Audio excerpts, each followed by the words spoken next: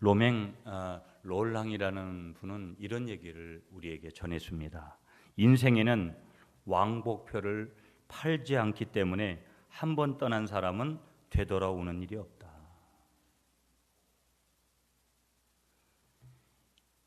인생에는 왕복표를 팔지 않기 때문에 한 번 떠난 사람은 되돌아오는 일이 없다. 2015년도 2달밖에 남겨놓지 않은 이 시점에 우리가 인생을 어떻게 살았는지, 지난 세월이 어떤 시간이었는지 가만히 한번 생각해 보면 주마등처럼 여러 가지 일들이 떠오를 것이고, 후회되는 일, 감사한 일, 슬픈 일, 괴로운 일, 아픈 일 등등으로 우리에게 떠오를 수 있습니다. 초목기근이다, 이런 얘기를 들어보셨을 것입니다. 낙엽이 한 잎 두 잎 떨어져 뿌리를 향해 돌아가는 그런 원리를 얘기하는 것입니다. 가을입니다. 많은 분들이 가을은 남자의 계절이다, 특별히 그렇게 지칭하지만 남자든 여자든 누구든지 다 이 가을 앞에 떨어지는 낙엽을 가만히 쳐다보고 있으면 여러 생각들이 우리에게 교차하는 거예요.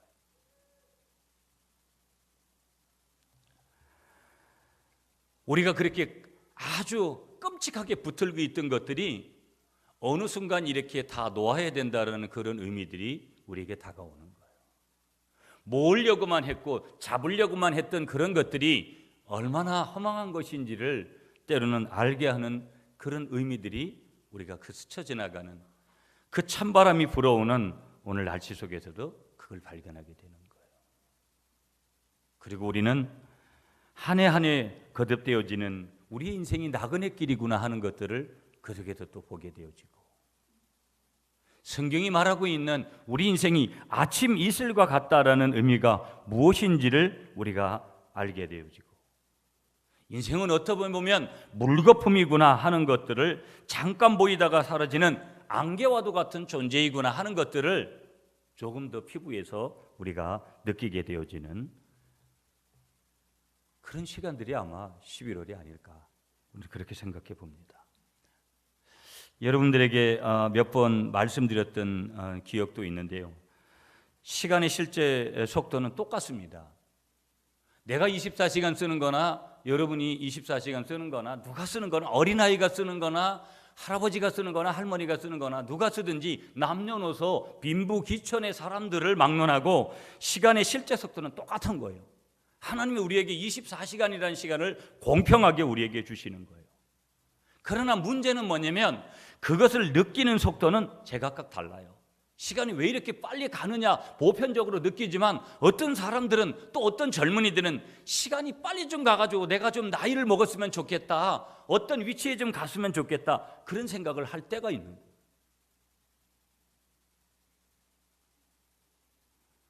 시간의 실제 속도는 똑같지만 그것을 느끼는 속도는 다 다른 거예요. 연세 드신 우리 어른들은 세월이 이렇게 너무 빠르게 가고 있구나, 50대에 접어든 저도 그런 것을 느끼는데 80, 90, 아니 70이 넘었으면 인생이 너무 빠르게 지나가고 있다는 것을 쉽게 느끼게 되는 거예요. 그래서 이미 고인이 되신 시인 김달진은 우리의 인생의 속도를 이렇게 표현했어요. 인생 60은 해마다 늙고, 전에도 제가 말씀드렸잖아요, 인생 70은 달마다 늙고, 인생 80은 날마다 늙고, 인생 90은 분마다 늙는다라는 거예요.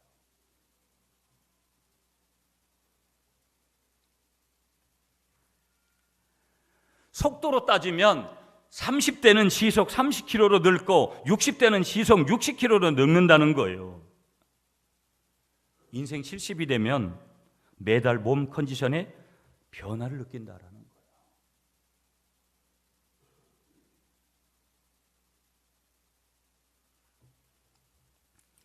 그러므로 우리가 우리의 삶을 어떻게 바라보아야 될 것이냐, 인간이 세상을 살고 있다는 것은 한마디로 말하면, 진로 얘기하면 하나의 나그네 길이다, 나그네 길. 그런데 문제는 뭐냐면 우리가 살고 있는 이 세상은 마치 어떤 비유를 하냐면 물 전쟁인데 여러분 오늘 우리나라가 얼마나 가물어요. 물 전쟁인 거예요. 지구는 이제 앞으로 물 전쟁을 치를 것이다. 마치 우리가 살고 있는 이 세상은 물 없는 어떤 의미에서는 사막과 같은 거다. 무슨 얘기냐? 나그네 길에서 마실 물을 얻지 못해서 지쳐서 쓰러져 가는 그런 사람들이 얼마나 많은지 모른다라는 거예요. 여러분 우리 어릴 때 물을 사 먹는다라는 것은 생각이나 했습니까? 물론 거기에는 좋은 의도, 깨끗한 물을 먹고자 하는 의도도 있지만 그러나 물이 없어서 사 먹는 거예요.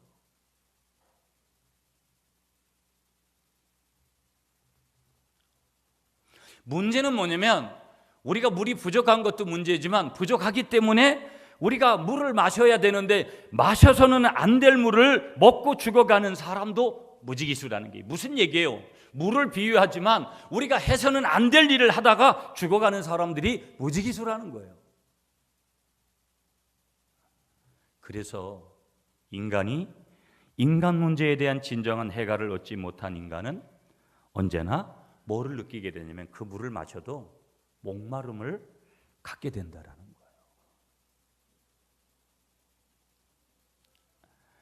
그리고 우리가 정말 내가 행복을 추구하는 내가 정말 행복 이것을 얻으면 우리가 흔히 얘기하듯이 내가 돈만 많이 벌면 행복할까? 돈을 많이 벌어본 사람들은 그렇다라고 말하지 않아요. 또 다른 목마름이 여러분 제가 마카오에 가서 이번에 프로야구 선수들 비롯한 많은 사람들이 그래서 우리가 이제 잘 아는 삼성 라이온즈가 이번에 우승을 못했어요. 주축 선수가 빠져서. 그 주축 선수들이 뭘 했냐면 마카오에 가서 도박을 한 거예요. 마카오 도박장 어마어마하게 크더구만요. 그러나 마카오 그러면 도박을 생각하지만 마카오라는 나라는 하나님의 성지입니다. 영적인 흐름을 모르는 사람들은 거기가 도박의 나라라고 생각을 하지만 그 사람들의 도박은 그저 우리 문화 속에 있는 그런 고스톱 치고 하는 그런 문화 정도지 특별히 도박을 하는 사람들 때문에 문제가 있는 것이지 그들이 가지고 있는 문화는 결코 나쁘게만 볼 수 있는 그런 부분들은 아니었습니다. 한번 도박을 해보고도 싶었지만 그렇다고 해가지고 해본들 뭐 하겠어요. 그래서 구경만 하고 이런 거구나 하는 거. 그러니까 그 많은 선수들이 거기에 가서 FA가 돼가지고 자유계약 선수가 돼가지고 수십억씩 계약금을 받고 연봉을 받아가지고 거기 가서 그런 일을 저지른 거예요. 우린 돈을 그렇게 많이 못 벌어봐서 그렇지만 돈이 인생의 행복의 근원적으로 해결해 주지는 않는다라는 거예요. 아멘이십니까? 인간이 추구하는 행복의 근원이 찰나의 행복을 다시 말하면 찰나적인 것, 순간적인 것 그런 것들이 행복의 조건이라고 많은 사람들이 여기면서 살아가요. 건강해야 됩니다. 그러나 건강하다고 우리가 영원히 삽니까?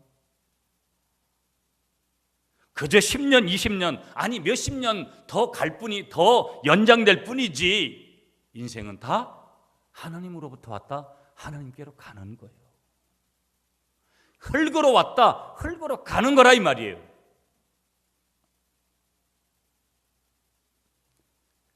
많은 사람들이 추구하는 행복의 근원이 다 찰나적인 것들이에요.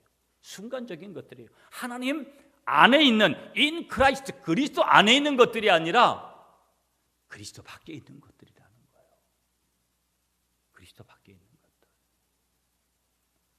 성경으로 가볼게요. 오늘 본문 말씀은 예수님께서 12제자들을 데리고 유대를 떠나서 갈릴리로 가시고자 사마리아를 지나게 되었습니다. 이때 수가라고 하는 성 가까이 야곱의 운물이 있는 곳에 이르게 되어집니다. 마침 점심시간이어서 제자들은 먹을 것을 사러 동네로 들어가게 되어지고요. 주님만 홀로 계실 때 수가성에 사는 사마리아 여인 하나가 물을 길러 나오게 됩니다. 주님은 이 여인에게 여러분 7절 말씀 보세요. 7절 말씀에 주님이 말씀하시는 거예요. 이 여인에게 뭐를 좀 달라고 청합니까? 물을 좀 달라고 청하는 거예요. 그런데 6절 말씀 보세요. 6절에 보면 때가 6시쯤 되었더라. 유대인의 시간법으로 계산을 하면 이 6시라는 것은 정오를 가리키는 거예요. 12시를 가리킨다 이 말이에요. 그런데 로마의 시간법으로 계산하면 오후 6시쯤 되는 거예요. 그러니까 뭐 어떤 것이 더 정확하냐 이런 것들을 뭐 논할 필요는 없는 건데 그냥 참고적으로 여러분이 그렇게 아시면 되는 거예요. 그런데 이 당시에 어떤 문제가 하나 있었냐면 유대인과 사마리아 사람 사이에는 서로 원수같이 지냈습니다. 그래서 서로 말도 하지 않았고요. 물론 결혼도 서로 하지 않았습니다. 그것은 사마리아 사람 편에서가 그렇게 한 것이 아니라 유대인 편에서 그렇게 한 거예요. 유대인들이 사마리아인들을 아주 어떻게 여겼냐면 개 같은 그런 인간으로 취급했어요. 어떻게 보면 개보다도 못한 인간이 바로 누구냐면 사마리아인들이라고 그렇게 유대인들이 여겼다라는 거예요. 유대인들이 이 사마리아인들을 왜 그렇게 여겼느냐? 그 원인은 한 가지예요. 이 사마리아인들이 이 팔레스타인 유대인들인데 바로 자폰을 했기 때문에 이방 사람들하고 결혼을 했기 때문에 자폰을 했기 때문에 유대인들이 사마리아인을 자기 동족으로 여기질 않았어요. 그런 이 사마리아 여인에게 유대인 청년이 누구겠어요? 이제 30이 넘은 예수님 아니겠어요? 이 유대인 청년이 물을 달라고 하니까 여인이 놀랄 수밖에 없는 거예요. 누가? 이 사마리아 여인이. 그래서 이 사마리아 여인이 오늘 여러분 본문 9절 보세요. 9절에 보시면 당신은 유대인으로서 어찌하여 사마리아 여자인 나에게 물을 달라 하나이까? 라고 반문을 지금 하는 거예요. 이때 예수님께서 뭐라고 말씀하시냐면 10절 말씀 보시면 내가 만일 하나님의 선물과 또 내게 물을 좀 달라 하는 이가 누구인 줄 알았더라면 내가 그에게 구하였을 것이요 그가 생수를 내게 주었으리라. 이렇게 말씀하세요. 이 여인이 다시 11절에 보시면 이 운물은 깊은데 어디서 당신이 그 생수를 얻겠사옵나이까? 다시 반문을 하니까 이때 주님께서 13절과 14절 말씀에 이 물을 마시는 자마다 다시 목마르려니와 내가 주는 물을 마시는 자는 영원히 목마르지 아니하리니 나의 주는 물은 그 속에서 영생하도록 솟아나는 샘물이 될 것이다. 예수님께서 그렇게 말씀하세요. 우린 여기서 두 가지 중요한 그 방면의 욕구, 인간이 가지고 있는 두 가지 방면의 욕구를 우리가 찾아낼 수 있어요. 인간이 가지는 두 가지 방면의 욕구. 그러니까 인간은 특별히 두 가지의 욕구를 강하게 가지는데 첫째는 뭐냐면 육적인 욕구에 목마름이 있다라는 거예요. 여러분 갈증 날 때 한번 생각해 보세요. 갈증 났을 때 누가 옆에서라도 물을 좀 주면 그게 얼마나 그런 경험들을 한번 해본 경험이 강하면 강할수록 그 목마름의 그 욕구가 얼마나 우리 인간에게 중요한 것인지 그 해결되는 것이 얼마나 중요한 것인지를 알죠. 그런데 그것도 문제지만 두 번째 우리 인간에게 가지고 있는 그 욕구의 목마름이 뭐냐면 영적인 욕구의 목마름이 다 있는 거예요. 내가 오늘 왜 이렇게 왔을까? 여기 신앙이 좋은 분도 있고 신앙이 아직까지 어린 분들도 계실 수 있어요. 그렇지만 신앙이 어리든 신앙이 나름대로 성숙되어졌든 간에 우리 인간들 속에 가지고 있는 그 부분이 뭐냐면 모두가 다 하나님 앞에 하나님과의 깊은 교제, 하나님이 나를 좀 만져주시는 그런 것을 기대하는 그런 욕구가 누구에게 있냐면 이 영적인 욕구의 목마름이 우린 인간들에게 다 있는 거예요.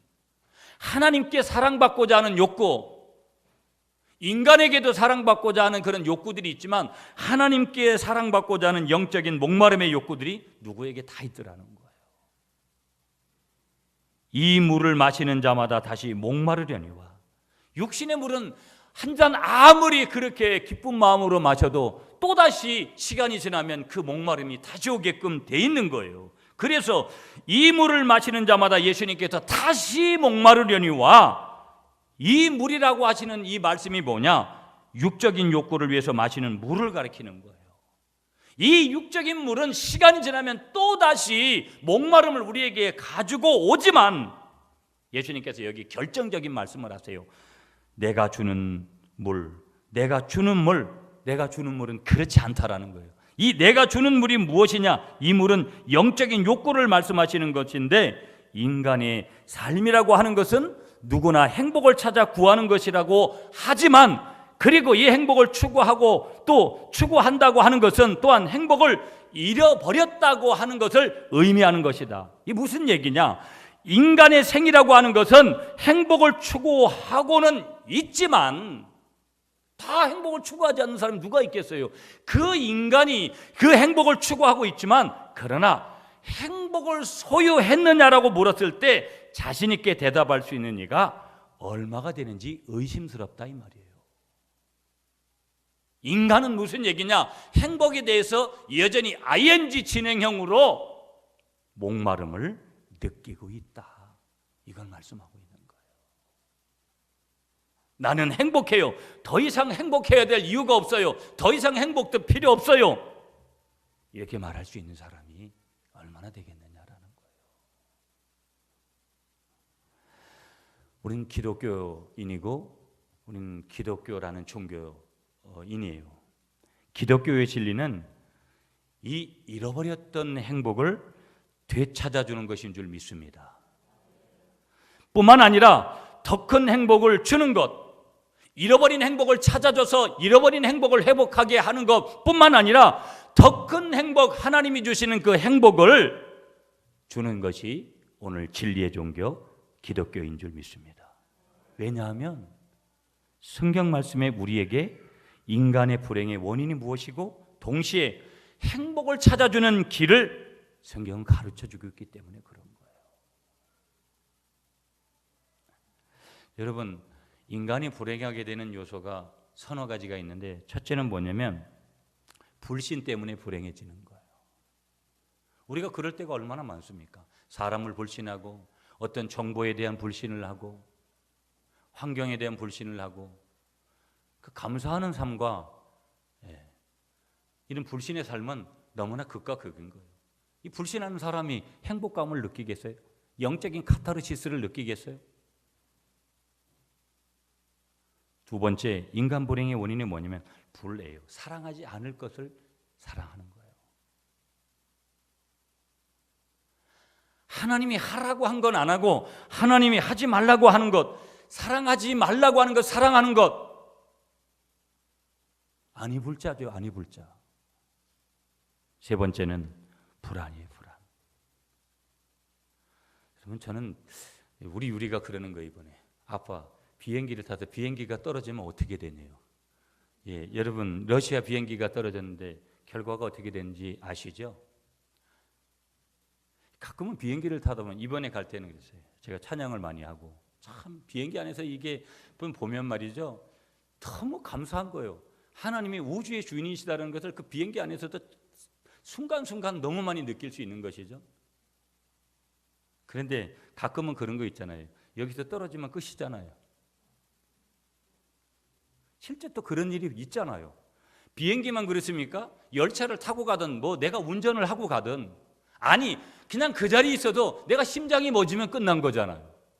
뭐 다른 게 있습니까? 비행기 안 타도 돼요. 배 안 타도 돼요. 자동차 안 타도 돼요. 건물 안에 안 들어가 있어도 돼요. 지진이 안 일어나도 돼요.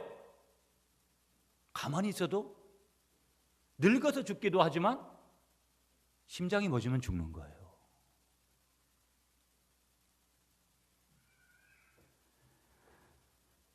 폴 틸리라는 신학자는요, 이 불안에 대해서, 인간이 가진 불안의 요소에 대해서 세 가지로 얘기를 해요. 첫째 불안은 뭐냐? 존재의 불안. 내가 존재하는 그 불안이 있는 거예요. 두 번째는 양심의 불안이 있어요. 양심의 가책을 느끼면서 오는 불안이 있어요. 세 번째는 죽음에 대한 불안이 있어요. 100살이 넘으신 어른들도 죽고 싶지 않다라는 거예요. 여러분은 이 아침에 축복합니다. 200세까지만 사시길 축복합니다. 그러면 이런 마음이 싹 가실 거 아니겠어요? 네. 과연 인간이라는 것은 존재 자체부터가 불안한 것이지요. 생을 이어가는 불안이 있고요, 미지의 세계를 향하여 미지의 길을 걸어가는 불안이 있습니다. 미지의 운명 앞에서 미경험의 길을 걸어가기 때문에 거기에 뭐가 있느냐? 반드시 불안이 있는 거예요. 여러분 생전 가보지도 않는 길을 간다고 생각해 보세요. 가보지도 않은 곳을 가보세요. 여러분 그 외국에 가면 로밍을 하잖아요. 이 단체로 가면 항상 엉뚱한 목사님들이 꼭 나와요.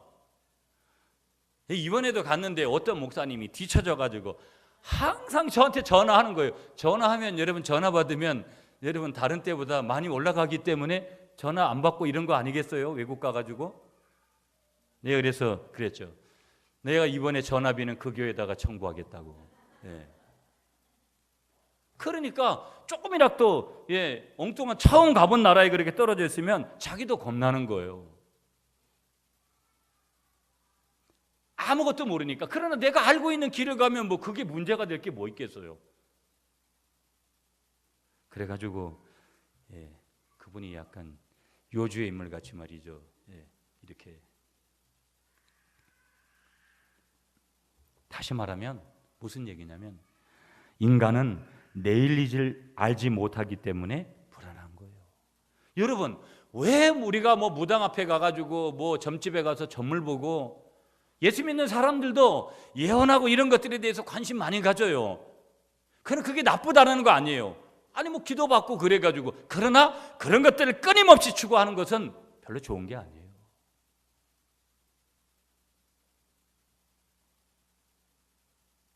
그리고 이 세상에 어떤 목회자도 그걸 완벽한 사람 없어요, 여러분. 그걸 자꾸 사람을 통해서 뭘 받으려고 의미가 없다고요. 예언기도 받지 말라는 게 아니라 받아도 괜찮아요. 아마 이번에 우리 주중에 우리 그 십자가 복음하시는 목사님들 기도도 해주시고 우리가 집회 때도 오셨던 분이니까 기도 받고 그러세요. 저는 뭐 그런 거 막지 않으니까. 그러나 그런 것들을 쫓아다녀서는 안 돼요. 인간이 이 세상에 하나님 외에는 완벽한 인간은 이 세상에 없는 거기 때문에. 목사가 다 안다고 생각하세요? 천만의 말씀. 이 세상에 어떤 목사도 다 아는 사람 없어요. 아는 척을 할 뿐이라는 거예요. 절대 거기에 어떤 때는 속아 넘어가면 안 돼요. 거기에는 항상 성령의 역사뿐만 아니라 사단의 역사도 얼마든지 있기 때문에 그런 거예요. 왜 그런 일이 우리에게 있느냐? 내일 일을 알지 못하는 거예요. 내일 일을 안다면 얼마나 좋고 10년 뒤 20년 내일 일을 안다면 얼마나 좋아요. 그러나 그게 좋은 거 아니라는 거예요. 삶과 죽음이라고 하는 것은 마치 여러분 우리가 시간으로 말하면 자정이라는 그 시간에 자정을 전후해서 1초 사이를 둔 어제와 오늘 같은 거예요. 여러분 자정이라는 것은 1초 사이로 어제와 오늘이 되잖아요. 하루에도 교통사고로 죽어가는 사람이 수없이 많습니다. 그들이 집을 떠날 때 죽을 것을 알고 떠났겠어요? 절대 그렇게 생각하는 사람 없습니다. 죽음 앞에서 인간은 허무하게 됩니다. 그런 까닭에 죽음에 대한 불안도 항상 가지고 있는 거예요. 러시아 비행기가 이 러시아 비행기들은 좀 그렇다 그러더라고요. 그런데 여하튼 뭐 224명 전원 다 사망했는데 거기 17명의 어린아이들이 타고 있었습니다. 꽃 피워보지도 못하고 인생을 접는 것이죠. 그것만 그러겠어요? 우리 인간에게는 이 아담 때부터 내려오는 원죄라는 것을 가지고 있습니다. 원죄만 있어요? 조상죄가 있습니다. 자신이 저지른 그런 모든 자범죄들이 있습니다. 그래서 요한 1장 8절에 뭐라고 말씀하시냐면 만일 우리가 죄 없다 하면 스스로 속이고 또 진리가 우리 속에 있지 아니할 것이요. 무슨 얘기예요? 우린 죄인이라 이 말이에요. 그러므로 인간은 누구든지 죄가 있기 때문에 그 죄로 말미암은 양심의 가책에서 오는 불안이 있게 마련인 거예요. 지적을 하면 내 안에 있는 양심이 몸서리를 치는 거예요. 죄 때문에. 그래서 우리는 하나님 앞에 철저하게 회개를 하고 사는 것이 얼마나 중요한지 몰라요. 아멘이십니까? 아멘이십니까? 인간 양심의 본질이 죄를 용납할 수 없기 때문이라는 거예요. 아무리 청성감호소에 중죄를 짓고 간 사람도 나중에 자기를 성찰하다 보면 양심의 가책 때문에. 여러분, 교도소에 가 있는 사람들이 우리보다 아주 특별할 것 같죠? 그렇지 않습니다. 우리보다도 스타일이나 어떤 여러 가지 부분들이 가지고 있는 그런 성격적인 부분들이 유한 사람들이 훨씬 많아요. 그러나 그 순간 찰나적인 어떤 것 때문에 그런 실수를 하게 되는 거예요.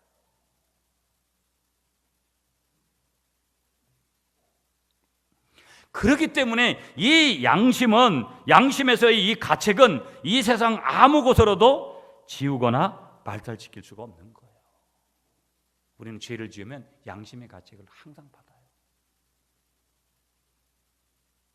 사도행전 2장 37절의 말씀을 보면 거기 베드로의 설교가 나와요. 그 베드로의 설교를 들은 수많은 군중들은 양심의 가책을 느낍니다. 그래서 우리가 어찌할꼬 그렇게 외치는 거예요. 인간에게 있는 이 깊은 욕구의 목마름이라고 하는 것은 이처럼 육의 문제가 아니라 영의 문제인 것이라는 거예요. 모든 문제들이 육적인 문제만 해결되면, 육적인 욕구만 해결되면 다 될 것 같죠? 돈 문제 있는 분들은 돈만 해결되면 다 끝날 것 같죠? 직장 문제 있어가지고 여러 가지 그 문제만 해결되면 끝날 것 같죠? 그렇지 않다라는 거예요. 그 문제 해결되는 게 중요하지 않다라는 게 아니에요. 그거보다도 더 중요한 문제가 있더라는 게, 인간의 욕구는 항상 육적인 욕구의 충족은 또 다른 욕구를, 목마름을 불러오더라는 거예요.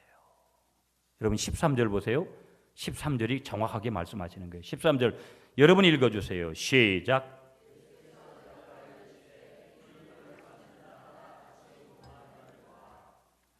아멘이시죠? 이 물을 먹는 자마다 다시 뭐 한다고요? 목마르려니와. 출세해 보세요. 좋지요. 승진해 보세요. 좋지요. 승진하지 말라는 게 아니에요. 그러나 인생이 거기서 다 끝난 거로 착각하지 말라는 거예요. 또 다른 목마름이 와요. 그래서 그때까지는 정상적인 플레이 하다가도 그 다음에 욕심이 생겨가지고 더티한 플레이를 하는 사람들이 얼마나 많은지 몰라요.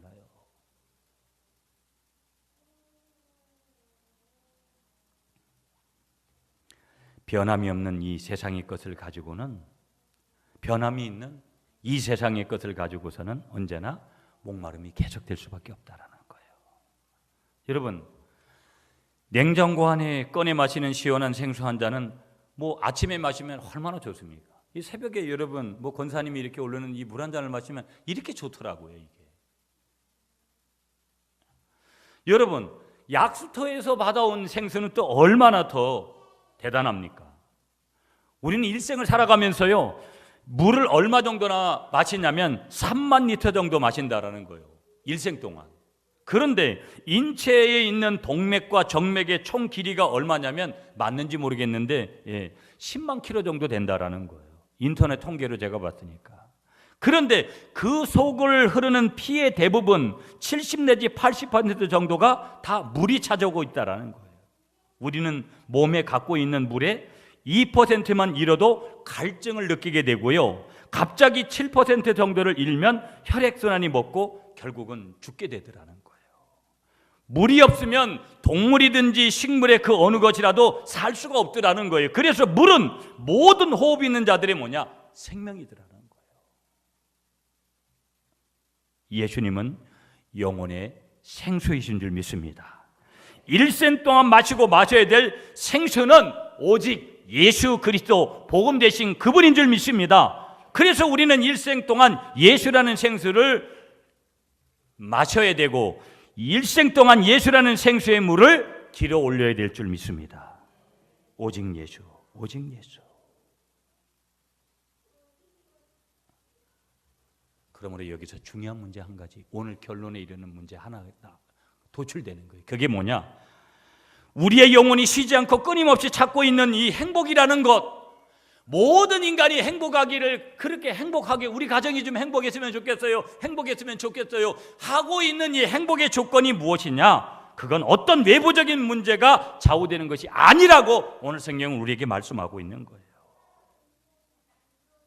인간이 가지는 육적인 그 목마름과 영적인 목마름을 동시에 해결할 수 있는 그 모든 것의 행복의 근원이 어디 있냐? 세상적인 조건이 아니라는 거예요. 환경이 아니라는 거예요. 외부적인 것이 아니라는 거예요. 그럼 뭐라고 얘기하는 거예요?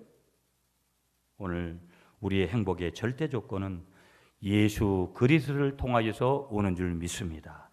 예수 그리스도를 통하여서 우리에게 주시는 생명의 샘이야말로 다함이 없고 다시 목마름이 없는 줄 믿습니다.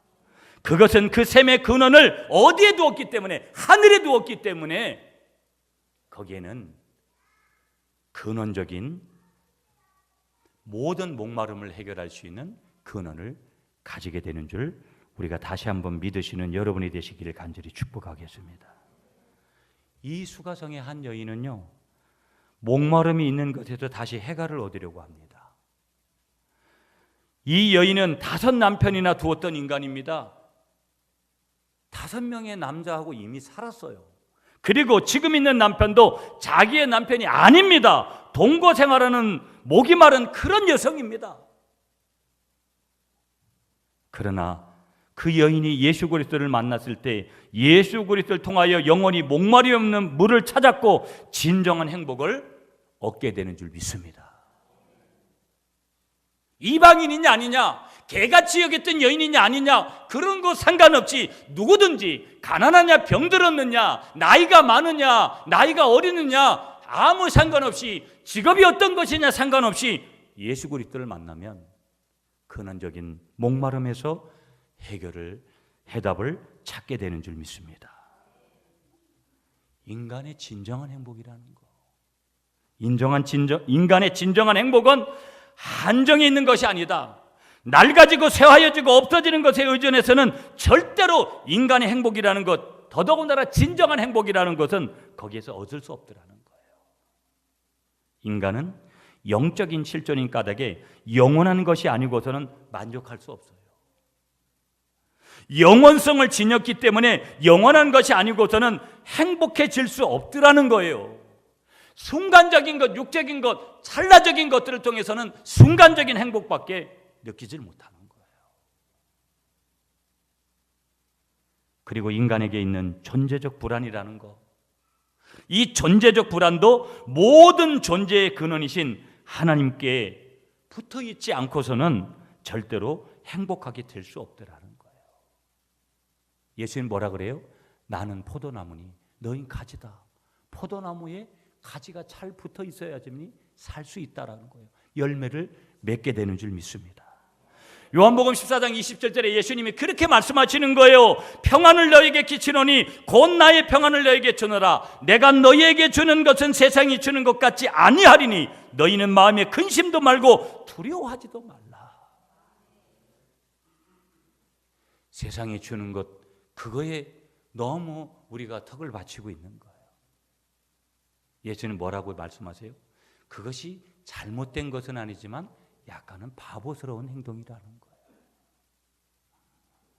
요한복음 16장 33절에 예수님 말씀하십니다. 이것을 너희에게 이르면 너희로 내 안에서 평안을 누리게 함이라. 세상에서는 너희가 환난을 당하나 담대하라.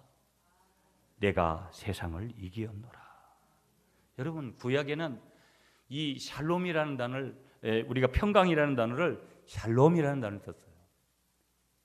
헬라어의 신약에서는 이 샬롬이라는 평강이라는 단어를 뭐라고 썼냐면 에이레네를 단어를 썼어요. 에이레네. 샬롬. 신약으로는 에이레네, 동의어입니다. 평강이라는 뜻이에요. 이 평강을 누구만 주는 거냐면 예수 그리스도, 우리 주님만 주실 수 있다라는 거예요. 아멘이시죠? 아멘이시죠? 주 예수보다 더 귀한 것은 없네. 이 세상 부귀와 바꿀 수 없네. 영죽은 내 대신 돌아가신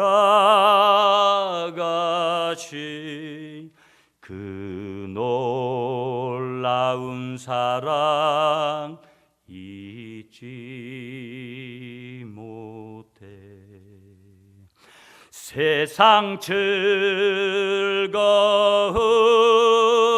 다 버리고 세상 자랑 다 버렸네.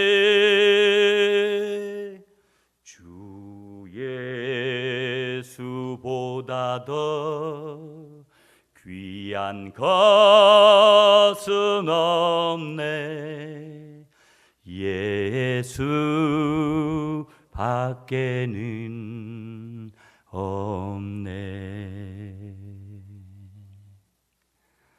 우리에게 참 행복은 예수밖에 없는 줄 믿습니다. 예수님만이 우리에게 참 행복을 주시는 거예요. 사람들이 여러분 왜 많이 그렇게 지쳐요? 인간은 원래 지치게끔 돼 있죠. 그러나 더 많이 지치는 이유는 세상에서 무언가를 자꾸 얻으려고 하는 거예요. 세상에 있기 때문에 세상적인 직업을 가져야 되고 거기에서 우리가 월급을 받고 다 하는 건 맞아요. 인간은 영과 혼과 육으로 구성되어 있습니다. 육이 아무리 화려한 옷을 입고 목욕탕에 가서 사우나에 가서 비싼 돈을 주어서 그렇게 목욕을 하고 비싼 옷을 사 입고 비싸게 주고 화장품을 쓰고 비싸게 줘서 우리가 치장을 하더라도 아무리 겉이 화려해도 영과 혼이 맑지 않으면, 건강하지 않으면 행복감이 주어질 수가 없는 거예요. 전인적인 행복, 영과 혼과 육을 만져주시는 예수 그리스도, 그분 안에 행복이 있는 줄 믿으시는 여러분이 되시기를 간절히 축복하겠습니다.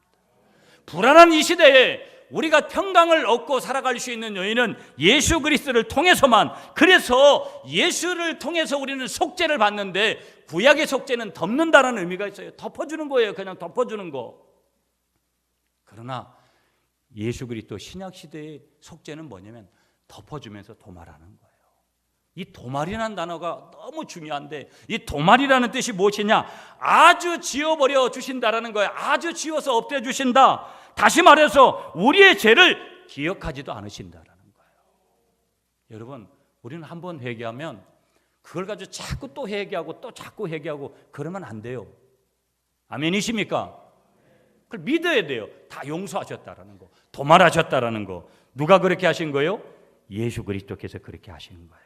여러분, 오늘 10절 말씀 보세요. 내가 만일 하나님의 선물과 또 내게 물을 좀 달라 하는 이가 누구인 줄 알았더라면 내가 그에게 구하였을 것이요 그가 생수를 내게 주었으리라. 하나님의 선물, 그 하나님의 선물이 뭐라는 거예요? 하나님께서 우리에게 주신 예수 그리스도를 말씀하는 거예요. 복음을 말씀하시는 거예요. 그가 누구인 줄 알았더라면, 그가 누구예요? 우리의 구주신 거예요. 예수님이. 아멘이십니까? 구세주라는 거예요. 구원자라는 거예요. 여러분, 제가 이 헨리 나우엔이라는 예수의 이름으로 In the Name of Jesus, 이 책에서 헨리 나우엔이라는 사람이 아주 유명한, 이미 이분은 천국에 갔습니다. 교수였습니다. 미국의 유명한 하버드의 교수였는데 어느 날 교수직을 사임하고 아주 매사추세츠에 있는 작은 정신박약아 수용소인 데이 브레이크라는 학원의 직원으로 자청해서 봉사를 떠납니다. 여기서 그는 정신박약자들에게 똥 누는 법을 가르쳐주고 식사와 세수를 돕고 옷을 갈아입히는 일을 하면서 그렇게 지냅니다. 아주 세계의 최고의 하버드 대학의 교수가 자기의 삶을 완전히 바꿔버리는 거예요. 공부를 얼마나 어렸을 때부터 잘했는데 신동이라는 소리를 들었습니다. 여러분, 이분이 이 책 이외에 In the Name of Christ, 예수님의 이름으로 이 책 이외에 제가 수십 권 책 가지고 있는데 이분이 뭐 엄청난 많은 책들을 냈습니다. 웬만한 목회자들은 이분 굉장히 중요하게 여기고 또 그렇게 많은 책들을 봅니다. 그렇게 존경을 받았던 인물입니다. 그가 왜 육적인 길을 포기했을까? 이유는 한 가지라는 거예요. 많은 사람들이 궁금해했습니다. 그래서 그에게 물었습니다. 그는 이 예수의 이름으로 In the Name of Christ, 지저스라는 이 책을 쓰면서 이 책에서 그가 이렇게 얘기를 합니다. 이 책의 유지는 뭐냐면 예수를 진정으로 알려면 내리막길을 체험해 보여야 된다는 거예요. 복음을 진정하려면 높은 곳에서는 절대 알지를 못하더라는 거예요. 그래서 복음의 교훈은, 복음의 능력은 내리막길에서 체험되더라. 꼭대기를 향하여 오르막길로만 전진하다 보니까 예수가 안 보이더라. 예수를 만나기에 우리는 높은 곳으로 갈 필요가 없다라는 거예요. 왜냐하면 그분은 가장 낮은 곳에서 우리와 함께 계시기 때문인 줄 믿습니다. 생수의 근원이 되시고 생명 자체이신 예수 그리스도, 그분에게서만이 인간에게 있는 그 모든 목마름에서 영원토록 해가를 받게 되는 줄 믿으시는 여러분들이 되시기를 간절히 축복하겠습니다. 여러분, 헨리 나우에는 이 책에서 이런 고백을 해요. 하나님의 사랑을 고백을 하면서 하나님께서 우리를 사랑하시는 것은 우리가 어떤 하나님이 기뻐하시는 행동을 하거나 이루어 놓은 일, 하나님이 기뻐하시는 일을 이루어 놓았기 때문이 아니라, 그런 것 때문에 우리를 사랑하시는 것이 아니라, 하나님께서 우리를 사랑하시는 것은 하나님께서 사랑 가운데서 우리를 창조하시고 우리를 구원하셨기 때문에 우리를 사랑하시고, 우리를 하나님께서 선택하셨기 때문에 저와 여러분들을 사랑하시는 줄 믿습니다. 이런 얘기를 해요. 내가 주님을 위해서 한들 얼마나 해요. 조금 하다가 삐지고, 조금 하다가 그냥 지쳐가지고 나가 떨어지고, 목사로 섬기나 평신도로 섬기나 우리가 한들 하나님 앞에서 얼마나 하겠느냐라는 거예요. 내가 공적으로 하나님 앞에 뭐 했어요? 이만큼 했어요. 내세울 만한 게 얼마나 되냐라는 거예요. 하나님은 하나님의 사랑, 십자가의 사랑, 예수의 사랑, 복음의 사랑은 그런 사랑이 아니라는 거예요. 내가 뭘 했기 때문에 하는 것이 아니라 하나님이 나를 창조하셨기 때문이고, 나를 구원하셨기 때문이고, 나를 선택해 하셨기 때문에 하나님께서 나를 사랑하시는 줄 믿습니다. 여러분, 직장에 충실하지 말라는 거 아니에요. 충실하셔야 돼요. 예수 믿는 사람은 언제 내일 직장에서 해고될지라도 우리는 오늘까지 반드시 직장에 충실해야 돼요. 아멘이십니까? 우리는 가정에 충실해야 돼요. 돈에 대해서 돈은 나쁜 것이라는 인식을 가져서는 안 돼요. 그러나 우리가 행복하려고 몸부림을 쳐야 되지만, 성경은 세상적인 것에서, 그것에서 우리의 진정한 행복을 찾을 수 없더라는 거예요. 인간 행복의 근원이 어디인가? 예수 그리스도. 인간 행복의 근원이 어디인가? 오직 복음, 오직 십자가, 오직 예수. 이 안에 인간 행복의 근원이 있다라는 것을 믿으시면서 예수님 안에서 늘 행복한 삶을 살아가시는 여러분이 되시기를 축복하겠습니다.